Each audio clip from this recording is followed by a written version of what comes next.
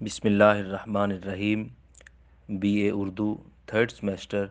جی C university Lahore, ایمز Layyah campus. تمام طلباء و طالبات کو السلام علیکم ورحمۃ اللہ وبرکاتہ۔ عزیز طلباء و طالبات، تاریخ و تدوین حدیث ہمارا سبجیکٹ ہے، اور اس میں ہمارا آج کا جو ٹاپک ہوگا دور خلافت راشدہ میں حدیث، اور دور دوم کا پہلا حصہ ہوگا یہ، جس کے ذیلی عنوانات ہمارے پاس ہیں کورس آؤٹ لائن میں: عہد صدیقی رضی اللہ تعالیٰ عنہ میں حدیث، عہد فاروقی رضی اللہ تعالیٰ عنہ میں حدیث، عہد عثمانی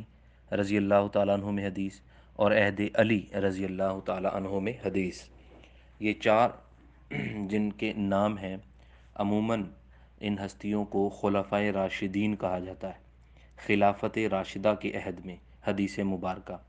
یعنی اگر آپ کو کوئی کہے کہ حضرت عمر کے، وہ حضرت ابو بکر کے، حضرت علی یا حضرت عثمان رضوان اللہ تعالیٰ علیہ مجمعین، بلکہ ان کی جگہ اگر وہ ایک لفظ استعمال کرے کہ خلافت راشدہ کے عہد میں، خلفائے راشدین کے عہد میں، یہ دو لفظ استعمال ہوتے ہیں،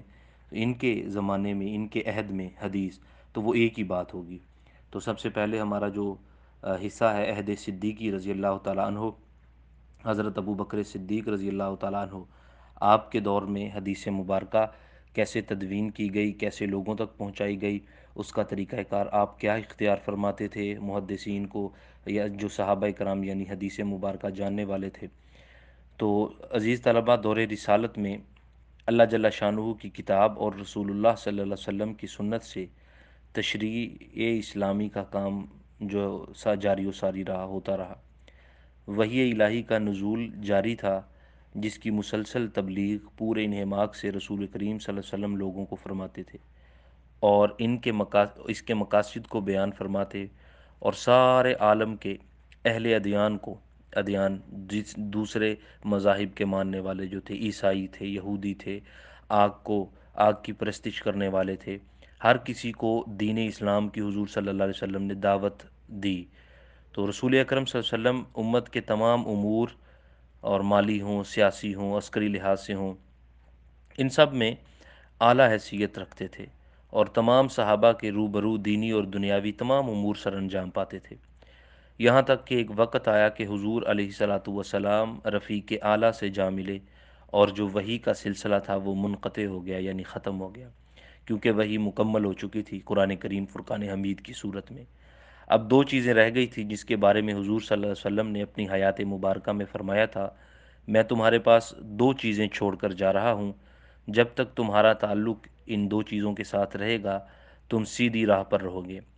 اس میں سے ایک چیز حضور صلی اللہ علیہ وسلم نے فرمائی کتاب اللہ، اللہ کی کتاب، اور دوسری فرمائی میری سنت۔ یعنی جو شخص یہ دو چیزیں تھام لے گا وہ کبھی گمراہ نہیں ہوگا، اس کا تعلق اللہ کے رسول سے جڑا رہے گا، اور وہ سیدھے رستے پر گامزن رہے گا۔ رسول کریم صلی اللہ علیہ وسلم کے وصال کے بعد حضرت ابو بکر صدیق رضی اللہ تعالیٰ عنہ سقیفہ بنی سعدہ کے جلسے میں مسلمانوں کا جہاں ایک جمع غفیر تھا، بہت ساری تعداد تھی، تو اتفاق رائے سے آپ خلیفہ منتخب ہوئے۔ آپ نے زمام خلافت ہاتھ میں لینے کے ساتھ ہی دائیں بائیں یعنی دیگر ملکوں میں اور علاقوں میں حالات پر جو ہے گہری نظر ڈالی۔ آپ نے دیکھا کہ مخالفین اسلام کی وہ طاقتیں جو رسول کریم صلی اللہ علیہ وسلم کے زمانے میں روپوش ہو گئی تھیں، آپ صلی اللہ علیہ وسلم کی وفات کی خبر سنتے ہی دفعتاً نمودار ہو گئیں، دوبارہ آ گئیں۔ تو ایک طرف مسیلمہ کذاب تھا جو جھوٹا نبوت کا دعوے دار تھا، اور یہ ایسا دعوے دار تھا جس نے حضور صلی اللہ علیہ وسلم کے زمانے میں ہی نبوت کا دعویٰ کر لیا تھا۔ وہ مسلمانوں کے مقابلے کے لیے لشکر جرار تیار کر رہا تھا۔ دوسری طرف مسلمانوں کی ایک معقول تعداد ایسی بھی تھی جس نے زکوٰۃ کی ادائیگی سے انکار کر دیا تھا، جس کی وجہ سے اسلامی ریاست کا جو مالی نظام تھا اس کا ڈھانچہ درہم برہم ہونے کا خدشہ تھا یا ہو رہا تھا۔ اقتصادی نظام کی برہمی سے تمام دینی اور دنیاوی کام ظاہر ہے رک جاتے، معیشت اسی سے چلتی ہے، جیسے آج یوں سمجھ لیں کہ موجودہ دور میں ٹیکس سے چلتی ہے، اس وقت انہی چیزوں سے جن سے چلتی تھی۔ تو تیسری طرف جہاں یہ دو چیزیں تھی، تیسری طرف جو روم کی سلطنت کی تھی وہ مسلمانوں کو مسلسل دھمکیاں دے رہے تھے۔ تو یہ کافی سارے خطرات کا مقابلہ حضرت خلیفہ اول سیدنا ابو بکر صدیق کو لے کر چلنا پڑا۔ تو پہلے حضرت اسامہ بن زید کو طلب کیا، جن کو رسول اکرم نے ایک اسلامی لشکر کا سردار کا علم دیا تھا۔ وہ اہل روم کا مقابلہ کرنے کے لیے روانہ ہونے والے تھے کہ آپ صلی اللہ علیہ وسلم کی طبیعت ناساز ہو گئی تھی، اور چند روز کی علالت کے بعد حضور صلی اللہ علیہ وسلم اپنے خالق حقیقی سے جا ملے، جس وجہ سے حضرت اسامہ کی روانگی جو ہے معطل کرنا پڑی۔ تو سیدنا صدیق اکبر نے حضرت اسامہ کو دوبارہ سالار لشکر بنایا اور علم عطا فرمایا، جس جھنڈے کو رسول اکرم نے باندھا ہے اس کو کھولنے کا مجھے اختیار نہیں، یعنی آپ کو جس طرف حضور نے بھیجا ہے آپ کو اسی طرف جانا ہوگا۔ تو دوسری طرف یعنی ان کو رومیوں کی طرف بھیج دیا، اور حضرت خالد بن ولید کو جھنڈا دیا، وہ زکوٰۃ سے جو انکار کرنے والے باغی ہیں، اور مسلمہ کذاب اس ان کی قوم سے جہاد کریں گے، اور جو مانعین زکوٰۃ کہتے ہیں کہ ہم نماز پڑھیں گے مگر زکوٰۃ نہیں دیں گے۔ تو مدینہ کے مسلمانوں نے کہا، خلیفہ رسول اللہ مانعین زکوٰۃ کی بات مان لیجئے اور ان سے جنگ نہ کیجیے، کیونکہ وہ سب دائرہ اسلام میں نئے نئے داخل ہوئے ہیں اور ان کی تعداد بھی اچھی خاصی ہے۔ اور رسول اللہ صلی اللہ علیہ وسلم کا ارشاد ہے، مقصد یہ ہے کہ لوگ کلمہ گو ہیں، ان کے ساتھ رسول اللہ صلی اللہ علیہ وسلم کے ارشاد کے مطابق لڑنا اور ان کی جان کو مارنا جائز نہیں۔ تو سیدنا عمر فاروق بھی اسی رائے کے قائل تھے۔ صدیق اکبر نے فرمایا کہ زکوٰۃ حق المال ہے، جس کے انکار پر جنگ ضروری ہے، اور حضرت عمر کی رائے کو بھی تسلیم نہیں کیا، جو جنگ کرنے کے حق میں نہیں تھے یا بھی فی الحال نہیں چاہتے تھے۔ ابو بکر صدیق رضی اللہ تعالیٰ نے اس موقع فرمایا، اللہ کی قسم میں نماز اور زکوٰۃ میں تفریق نہیں کرتا، اگر مانعین زکوٰۃ ایک عقال یعنی اونٹ کے پاؤں باندھنے کی رسی سے بھی انکار کریں گے، تو جسے وہ رسول کریم کے دور میں بطور زکوٰۃ دیتے بھی تھے، اگر وہ انکار کریں گے تو یاد رکھیے گا میں ان کے خلاف جہاد کروں گا، اور جب تک اللہ رب العزت فیصلہ فرما نہیں دیتا۔ تو آخر اللہ تعالیٰ نے سب کے سینے کھول دیے، اور سارے جو ہیں متفق ہو گئے حضرت ابو بکر صدیق سے، ہاں بے واقعی ایسا ہونا چاہیے کہ وہ اللہ اور اللہ کے رسول کی بات کو بالکل تسلیم نہیں کرتے، تو ان کے خلاف یہ جنگ، یہ جہاد ہونا چاہیے، ورنہ اس طرح اور بھی بہت سارے لوگ نکل آئیں گے اور وہ انکار کرنے لگ جائیں گے۔ تو عزیز طلباء، قرآن کریم کے بعد دوسرا درجہ سنت رسول کا تھا۔ اس کی تدوین کی طرف بھی صدیق اکبر رضی اللہ تعالیٰ عنہ توجہ دینا چاہتے تھے، لیکن آپ کی عمر نے وفا نہیں کی۔ 2 سال اور 3 ماہ تک آپ نے خلافت کے امور کو سر انجام دیا۔ صدیق اکبر رضی اللہ تعالیٰ عنہ نے خلافت کی ذمہ داریاں سنبھالتے ہی یہ دیکھا کہ صحابہ کرام حدیث کی روایات اور فہم میں متفاوت ہیں، اس لیے سارے صحابہ فقیہ نہ تھے۔ ان صحابہ کرام نے رسول اللہ صلی اللہ علیہ وسلم سے جو کچھ سنا تھا اور آپ صلی اللہ علیہ وسلم کو جو کچھ کرتے دیکھا تھا، اسے اپنے پاس محفوظ کر لیا تھا، اور لیکن روایات کی تطبیق اور استنباط کے ضمن میں اس وقت کوئی ایسا سلسلہ نہیں تھا۔ صحابہ رضی اللہ تعالیٰ عنہ رضوان اللہ علیہ مجمعین زیادہ تر حدیث کے راوی تھے، کیونکہ زیادہ صحابہ ہی حضور علیہ السلام کے دور میں تھے، اور انہوں نے حضور کو اٹھتے بیٹھتے جنگوں میں، گھروں میں، ادھر ادھر جہاں بھی ہے دیکھا۔ تو جن الفاظ میں انہوں نے رسول اللہ سے سنا تھا، ان کو اس سے مطلب نہ تھا کہ کون سی حدیث ناسخ ہے، کون سی منسوخ ہے، عزیمت والی حدیث کون سی ہے، رخصت والی حدیث کون سی ہے۔ اس بنا پر ایک صحابی کسی مسئلہ کی رخصت والی حدیث بیان کرتے اور اس پر عمل کرنے کے لیے زور دیتے، تو دوسرے جو ہیں وہ عزیمت کی راہ پر چلنے والوں کے لیے حدیث بیان کر دیتے۔ تو رسول اکرم صلی اللہ علیہ وسلم کے زمانے میں ایک شخص کو سفر کی حالت میں سر پہ چوٹ لگ گئی، تو جس سے سر زخمی ہو گیا، تو اسی حالت میں اسے غسل کرنے کی ضرورت پڑ گئی۔ اس نے اپنے ساتھی صحابہ سے پوچھا تو انہوں نے تیمم کی بجائے اسے غسل کی ہدایت کر دی۔ نتیجہ یہ ہوا کہ غسل تو کر لیا لیکن تکلیف بڑھ گئی اور وہ انتقال کر گئے۔ یہ جب رسول اللہ صلی اللہ علیہ وسلم کو اس واقعہ کی اطلاع ملی تو آپ نے فرمایا کہ اسے رخصت پر عمل کرنا چاہیے تھا، کہ اللہ اور اللہ کے رسول صلی اللہ علیہ وسلم نے جب دیا ہے کہ بیماری وغیرہ ہو یا کس طرح کی صورتحال، تو وضو کے علاوہ تیمم بھی کر سکتے ہیں۔ تو رسول اکرم صلی اللہ علیہ وسلم جو احکام دیتے تھے، ان میں بعض احکام وقتی ہوتے تھے، پھر وقت گزرنے اور حالات کے گزرنے سے ان جو پہلے حکم دیا ہوتا تھا اس کو ختم کر دیا کرتے اور نیا حکم نافذ کرتے۔ جیسے ایک دفعہ حضور علیہ السلام نے قربانی کا دن تھا، جسے ہم بڑی عید کہتے ہیں، عید الاضحیٰ، فرمایا کہ 3 دن تک کوئی بھی گوشت ذخیرہ نہیں کر سکتا، فوراً جو ہے کھاؤ، 3 دنوں میں جتنا کھا سکو اور باقی بانٹ دو۔ تو ایک سال اگلا جب آیا تو حضور علیہ السلام نے فرمایا، صحابہ کرام اسی طرح کرنے لگے، بانٹنے لگے۔ حضور نے فرمایا نہیں، اب تم نے بانٹنا نہیں ہے، اب تم خود کھاؤ، 2 دن رکھو، 4 دن، 10 دن، جب تک رکھ سکتے ہو۔ تو صحابہ نے کہا حضور آپ نے حکم فرمایا تھا کہ پہلے 3 دن کھا لو، 3 دن کے بعد کسی کے پاس نہ۔ حضور نے فرمایا ہاں، جب وہ میں نے حکم دیا تھا اس وقت اسلام نیا نیا تھا، نئے مسلمان ہونے والوں کی تعداد زیادہ تھی، غربت تھوڑی زیادہ تھی۔ اب جب کہ مسلمان جو ہیں وہ سیٹل ہو گئے ہیں، اپنے کاروبار شروع کر لیے ہیں، اپنی بکریاں بھیڑیں رکھ لی ہیں اور دیگر کام کرتے ہیں، اس وجہ سے اب وہ اصول نہیں اپنایا جائے گا، بلکہ اب یہ ہے کہ اب کھایا کرو۔ تو صدیق اکبر رضی اللہ تعالیٰ عنہ نے رسول صلی اللہ علیہ وسلم کے وصال کے بعد لوگوں کو جمع کیا، اور آپ نے فرمایا آپ لوگ رسول اللہ صلی اللہ علیہ وسلم کی حدیث میں روایت کرتے وقت آپس میں اختلاف کرتے ہیں،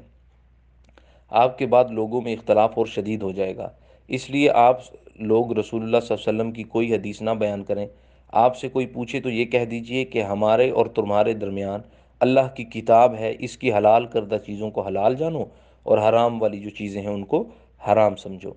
ایسی صورتحال میں جب کہ قرآن مجید کی آیات کی تدوین کا کام شروع بھی نہ ہوا تھا اور طاقتور دشمنوں کے حملے بھی ظاہر سر پر منڈلا رہے تھے، تو صدیق اکبر رضی اللہ تعالیٰ عنہ کے لیے ضروری ہو چکا تھا، کیونکہ احادیث کی روایت سے باہم اختلاف ہونے لگے تھے۔ اس کے یہ معنی نہیں کہ صدیق اکبر نفس حدیث یا اس کی کتابت کے مخالف تھے، نہیں، بلکہ جس کی اجازت عہد نبوی کے آخری ایام میں حالانکہ ہوئی بھی تھی کہ لکھو۔ اگر صدیق اکبر کتابت حدیث کے جواز کے قائل نہ ہوتے تو خود رسول اکرم صلی اللہ علیہ وسلم کی 500 حدیثیں نہ لکھتے، حالانکہ انہوں نے خود بھی لکھی تھی، لیکن ان کے بارے میں ایک اور بھی آتا ہے، روایت ہے کہ انہوں نے ایک جو صحابہ کرام سے نقل کیا ہوا 500 حدیثوں کا مجموعہ تھا وہ نظر آتش کر دیا۔ تو اس کا سبب یہ بتایا کہ ان جو روایت کرنے والے ہیں معتمد اور ثقہ و عادل تھے، لیکن روایات کو نقل کرنے میں وہ اہتمام نہیں تھا جو ہونا چاہیے تھا۔ تو کہنے کا مقصد یہ ہے کہ حضرت صدیق اکبر نے اگر ان کو جلایا تو اس کا فقط ایک ہی مقصد تھا، اور وہ یہ تھا کہ حضور صلی اللہ علیہ وسلم سے کوئی جھوٹ منسوب نہ ہو جائے۔ تو اگر کوئی جھوٹ منسوب ہوا تو اللہ رب العزت کے حضور اس کی معافی نہیں ہوگی۔ تو ایک موقع پر حضرت ابو بکر صدیق نے حضرت برا کے والد عازب کو ہجرت کے پورے واقعات سنائے۔ انبیاء کی میراث سے متعلق روایت آپ نے بطور استدلال پیش کی۔ اس روایت کی تصدیق ان ممتاز صحابہ کرام نے جو آپ کے قریب بیٹھے ہوئے تھے۔ مقصد یہ کہ حضرت صدیق اکبر نے انتظاماً صحابہ کرام کو حدیث کی روایات میں احتیاط کا مشورہ دیا تھا، کہ اس وقت احتیاط بہت زیادہ تھی، جیسے میں نے پہلے حالات بیان کر دیے۔ ایک طرف رومیوں سے جنگ چل رہی تھی، اور دوسری طرف مسلمہ کذاب جس نے نبوت کا جھوٹا دعویٰ کیا، اور تیسری طرف مسلمانوں کے اندر سے ہی کچھ ایسے طبقات کھڑے ہوئے، انہوں نے کہا ہم زکوٰۃ نہیں دیں گے، ہم نماز ضرور پڑھیں گے، ہم کلمہ بھی پڑھتے ہیں۔ تو حضرت صدیق اکبر کا جو 2 ڈھائی سال کا دور تھا، اس میں آپ جو ہے وہ انہی فتنوں سے اور انہی چیزوں سے گزرتے رہے۔ تو آپ نے حدیث مبارکہ کا اہتمام لوگوں کو یہ کہہ کر فرمایا کہ خیال سے ایک دوسرے سے بیان کرنی ہے حدیث، کہ ایسا نہ ہو کہ جہاں فتنے 3 4 ہمارے سامنے ہیں، انہی فتنوں میں سے کوئی ایسا کھڑا ہو جائے جو کھڑا ہو کر اپنی طرف سے کہے جی میں نے بھی یہ حدیث سنی تھی۔ آپ اندازہ لگا لیں کہ جن لوگوں نے قرآن یعنی اللہ اور اللہ کے رسول کی بات نہیں مانی اور کہا کہ ہم زکوٰۃ نہیں دیں گے تو لیکن نماز پڑھیں گے، حالانکہ قرآن زکوٰۃ سے بھرا پڑا ہے، حدیث مبارکہ زکوٰۃ سے بھری پڑی ہیں کہ آپ نے زکوٰۃ دینی ہے۔ جو ایسا کرے گا نہیں دینے والی بات، تو وہ اللہ اور اس کے رسول کا ظاہر دشمن ہے، بغاوت کر رہا ہے۔ تو اسی طرح کچھ لوگ ایسے نہ آ جائیں درمیان میں جو خود سے حدیث کھڑنے لگ جائیں۔ تو سامعین محتشم، عزیز طلباء و طالبات، یہ سنت نبوی کا جو دوسرا عہد ہے، عہد فاروق، حضرت عمر فاروق رضی اللہ تعالیٰ عنہ، اب اس کو شروع کرتے ہیں، اور ان کے متعلق میں آپ کو کچھ نوٹس وغیرہ بھی خلفائے راشدین سے متعلق آپ کو بھیج دوں گا، آپ اس سے مزید بھی تیاری کریں گے۔ تو حضرت ابو بکر صدیق کی وفات ہوئی تو حضرت عمر فاروق رضی اللہ تعالیٰ عنہ کا عہد خلافت آیا۔ تو آپ نے اپنے عہد خلافت میں قرآن کریم کی تعلیم، ترویج، اشاعت، ان چیزوں میں انتہائی کوشش کی، ساتھ ہی روایات کے جمع کرنے اور کتابت کر کے تدوین حدیث کا خیال بھی آپ کو آیا۔ تو آپ نے مشورہ کیا تو اکثر جگہ سے آپ کو مشورہ مثبت ملا، لیکن آپ نے صورتحال کا جائزہ لیا، تدوین حدیث کے ارادے کو بدل دیا، اور حضرت عروہ بن زبیر اس بارے میں بیان کرتے ہیں کہ حضرت عمر بن خطاب رضی اللہ تعالیٰ عنہ نے سنن لکھوانے کا ارادہ کیا۔ اس بارے میں صحابہ سے مشورہ بھی لیا، سبھی نے مشورہ دیا کہ سنت لکھی جائے۔ اس سلسلے میں حضرت عمر 1 ماہ تک استخارہ بھی فرماتے رہے۔ پھر ایک دن جب انہیں شرح صدر ہوا، ان کے سینے میں کسی بات اللہ کی طرف سے کچھ بات ڈالی گئی، تو فرمایا میں سنن کی کتابت کرانا چاہتا تھا کہ ایک قوم یاد آ گئی جو تم سے پہلے تھی، جس نے بہت کتابیں لکھی اور ان کتابوں پر جھک گئی اور اللہ جل شانہ کی کتاب کو چھوڑ دیا، اور بخدا میں کتاب اللہ میں کوئی ایسی چیز نہیں ملانا چاہتا۔ یعنی احتیاط کا عالم دیکھیے کہ ایک ایک مہینے تک وہ یہ سوچتے تھے، غور کرتے تھے کہ اس کا کیا ہوگا۔ اسی طرح امام ابن قتیبہ لکھتے ہیں عمر فاروق رضی اللہ تعالیٰ عنہ زیادہ روایت کرنے والوں کو سختی سے روکتے تھے اور ایسے لوگوں کے ساتھ بھی سختی برتتے تھے جو کسی حکم میں کوئی خبر جو ہے وہ بغیر گواہ کے لائے ہوں۔ اس کی مثالیں بھی ہیں، تو آگے میں مثال بھی کوئی ذکر کر دیتا ہوں کہ جو بغیر یعنی کوئی شخص آیا، صحابی آیا، تو انہوں نے کوئی حدیث سنائی تو آپ نے فرمایا کہ کہاں سے سنی ہے مجھے بتاؤ۔ جب تک آپ 2 3 اس کی جو گواہ نہیں پیش کر دیتے، آپ اس حدیث کو نہیں مانتے تھے۔ یہ احتیاط کا عالم تھا اصل میں۔ تو اسی طرح حضرت عمر نے حضرت ابو موسیٰ اشعری سے یہ حدیث سنی کہ جب تم میں سے کوئی، اب اندازہ لگائیں احتیاط کا یہاں سے، کہ جب تم میں سے کوئی کسی کو 3 بار سلام کرے اور گھر کے اندر سے جواب نہ ملے تو اسے چاہیے کہ وہ واپس چلائے۔ یعنی کوئی اگر جائے اور گھر کا دروازہ کھٹکھٹائے، اندر سے کہے باہر والا کہے السلام علیکم السلام علیکم السلام علیکم، 3 بار کہے، کوئی جواب نہ ملے تو واپس آ جائے۔ حضرت ابو بکر صدیق عمر فاروق نے جو ابو موسیٰ اشعری کو بلا لیا، فرمایا بات سنو، یہ جو حدیث پیش کی اس پر گواہ پیش کرو، ورنہ یہ حدیث کو ہم نہیں مانیں گے، ورنہ اچھا نہیں ہوگا۔ تو جب صحابہ کرام حضرت ابو موسیٰ کی روایت کردہ حدیث کی تصدیق کی، ایک صحابی آئے، دوسرے آئے، تیسرے آئے، تو انہوں نے کہا جی ہم نے یہ سنی ہے حضور سے، ہم نے بھی سنی ہے۔ تو حضرت عمر فاروق نے فرمایا اب ہم اس حدیث کو مانتے ہیں اور ہم کہتے ہیں کہ اس کو لوگوں تک پہنچاؤ، کہیں ایسا نہ ہو کہ کوئی ایک شخص اکیلا آ کے کہے کہ یہ حدیث سنی ہے، اور اگر ایسا نہ ہو تو ایسا نہ ہو دین میں کوئی نئی چیز شامل کر دے وہ۔ تو یہ سختی تھی جس وجہ سے حدیث مبارکہ جو ہے وہ من و ان ہم تک پہنچی ہے۔ اور جب دوسرے صحابہ نے اسی طرح پھر تصدیق کی اور گواہ لائے تو پھر وہ مان گئے۔ حضرت عمر فاروق نے ابی بن کعب کو مخاطب کرتے ہوئے فرمایا کہ میں آپ کو ناقابل اعتماد نہیں سمجھتا، لیکن میری صرف خواہش یہ ہے کہ اس حدیث کی مزید تائید ہو۔ اب دیکھیے نا، ان کو فرمایا کہ آپ نے جو حدیث بیان کی ہے کہ وہ، میں یہ نہیں کہتا کہ آپ نے غلط بیان کی ہے، آپ نے بالکل ٹھیک کی ہے، لیکن میں یہ چاہتا ہوں کہ کل کو کوئی اس پہ اعتراض نہ گھڑ دے، بلکہ آپ یوں کریں کہ آپ اس پر 2 3 گواہ لے آئیں تاکہ یہ بات اور مسلم ہو جائے اور حقیقت پر مبنی ہو جائے، ماننے والے اس کو دل کی گہرائیوں سے مانیں۔ یہی وجہ تھی حضرت عمر فاروق رضی اللہ تعالیٰ عنہ حدیث مبارکہ کا اہتمام فرمایا کرتے۔ تو عزیز طلبہ، آپ نے دیکھا حضرت عمر فاروق رضی اللہ تعالیٰ عنہ، یہ جو حدیث مبارکہ تھی کہ حضور نے فرمایا ہے جس نے میری طرف جان بوجھ کر کوئی بات گھڑی وہ اپنا ٹھکانہ جہنم سمجھ لے۔ بس اسی ڈر سے تقوی کا عالم، طہارت کا عالم، عدل کا عالم، انصاف کا عالم یہ تھا کہ جب حدیث سنتے تو اسے جب تک 2 3 جگہوں سے تصدیق نہ کرواتے تو اس کو آگے جو ہے وہ پھیلانے سے روک دیتے۔ تیسرا دور جو ہے حضرت عثمان غنی رضی اللہ تعالیٰ عنہ، عہد خلافت میں، عہد عثمانی، حضرت عثمان خلیفہ ثالث، تیسرے خلیفہ، یہ اہم کارنامہ ہے آپ کا کہ جب آپ کو اسلامی مملکت کے مختلف گوشوں سے یہ اطلاع ملی کہ قرآن کریم کی قرات میں شدید اختلاف پیدا ہو گئے اور نزاع نے سخت صورت اختیار کر لی ہے، تو اس اطلاع کے بعد آپ نے وہ صحیفہ قرآن منگوایا جو ابو بکر صدیق کے عہد میں مدون اور مرتب کیا گیا تھا، اور کاتب وحی حضرت زید بن ثابت کی نگرانی میں اس کی 7 کاپیاں کروائیں، اور نقول کا ایک ایک نسخہ اسلامی مملکت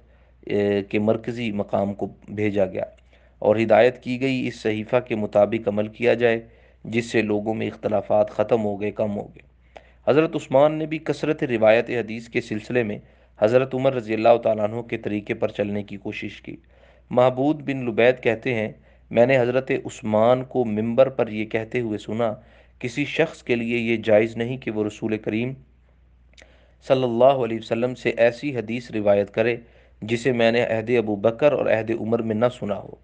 رسول کریم صلی اللہ علیہ وسلم سے روایت کرنے میں مجھے یہ امر مانے نہیں ہے کہ آپ کے اصحاب کے مقابلے میں زیادہ حافظ حدیث نہیں ہوں، لیکن میں نے رسول اکرم صلی اللہ علیہ وسلم سے یہ کہتے ہوئے سنا ہے، جو شخص میری طرف ایسی بات منسوب کرے جو میں نے نہ کہی ہو تو اسے چاہیے کہ وہ اپنا ٹھکانہ جہنم میں بنا لے۔ اب اندازہ لگائی، صرف یہی وجہ تھی جو میں عرض کر رہا ہوں کہ حدیث میں انتہائی نزاکت کا اہتمام تھا، انتہائی خوش اسلوبی کا اہتمام تھا، انتہائی غور اور فکر کے بعد حدیث کو سنتے تھے، بار بار صحابہ کرام سے تصدیق کرواتے،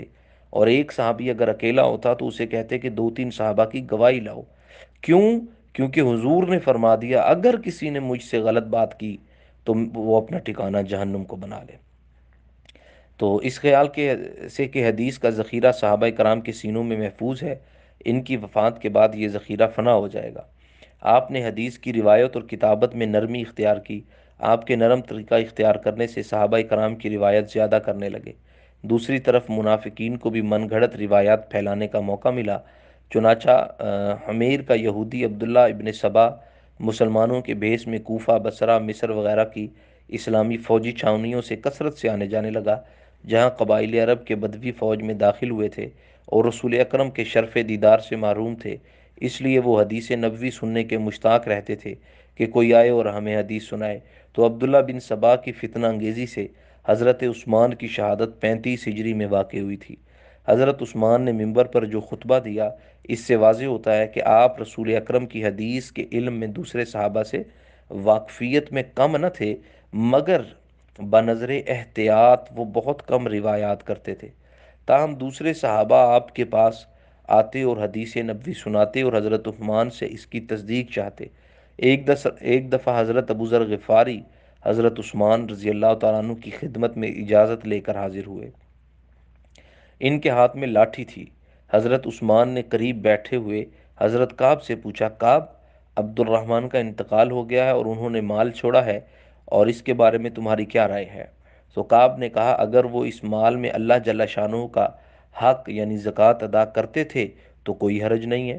یہ سن کر حضرت ابو ذر غفاری نے اپنی لاٹھی حضرت کعب کی طرف بڑھائی اور کہا، میں نے رسول اللہ کو یہ بات کہتے ہوئے سنا ہے، میں اس بات کو پسند نہیں رکھتا کہ اس پہاڑ کے برابر سونا میرے پاس ہو اور میں اسے خرچ کر دوں اور وہ مقبول بھی ہو جائے، اور میں اس سونے سے 6 اوقیہ اسے پیچھے چھوڑوں۔ حضرت ابو ذر غفاری نے کہا کہ میں آپ کو اے عثمان اللہ کی قسم دیتا ہوں، کیا آپ نے یہ حدیث رسول اللہ سے سنی ہے؟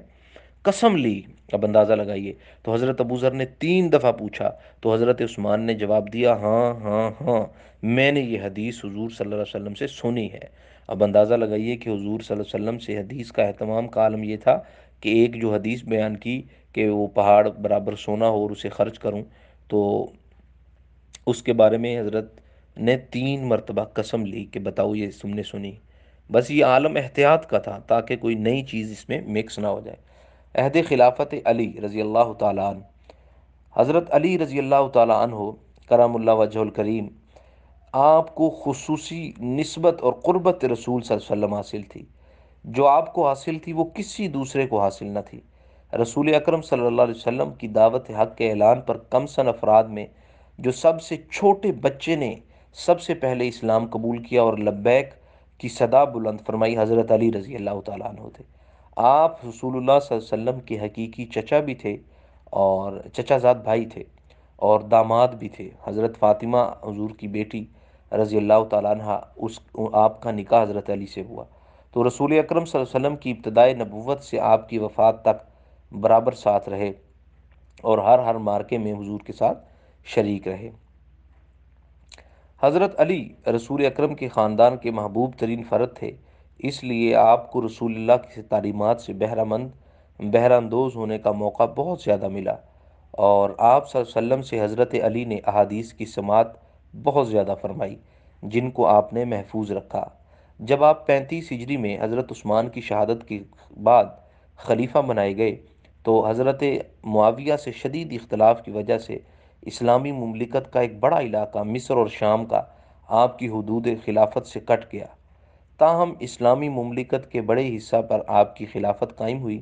جہاں آپ نے نہایت عدل اور انصاف سے نظام حکومت کو قائم رکھا اور خانہ جنگیوں کے باوجود عادلانہ احکام میں فرق نہ آنے دیا۔ قرآن کریم کی اشاعت کے ساتھ ساتھ حدیث نبوی کی ترویج کی طرف بھی توجہ فرمائی، کیونکہ آپ کو اندیشہ لاحق ہو گیا تھا کہ حدیث کی تدوین ہنوز نہیں ہوئی اور یہ ذخیرہ حدیث زیادہ تر صحابہ کرام کے سینوں میں محفوظ ہے۔ اب سینوں میں تو لاکھوں حدیثیں صحابہ کے محفوظ ہیں، لیکن ایک ایک کر کے صحابی جو ہیں وہ انتقال بھی فرما رہے ہیں۔ ان کی وفات پر یہ خزانہ جو حدیث کا یہ تو مٹ جائے گا، تو اس لیے آپ نے بجائے سختی کی حدیث کی روایت اور کتابت کی حوصلہ افزائی فرمائی، تاکہ صحابہ کے ذریعے جو حدیث کا ایک ذخیرہ ہے اور وہ جو ہے مرتب کیا جا سکے۔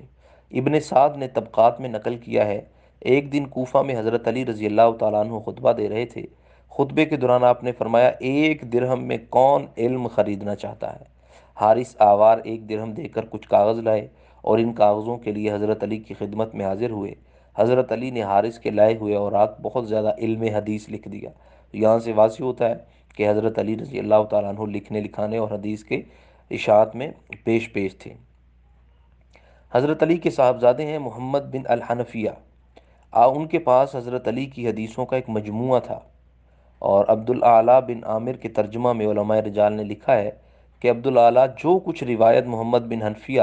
سے کرتے تھے وہ دراصل ایک کتاب تھی، اور عبدالاعلیٰ نے براہ راست محمد بن حنفیہ سے ان روایات کو نہیں سنا تھا، یعنی جو ان کے پاس کتاب تھی وہ حضرت علی کی تھی۔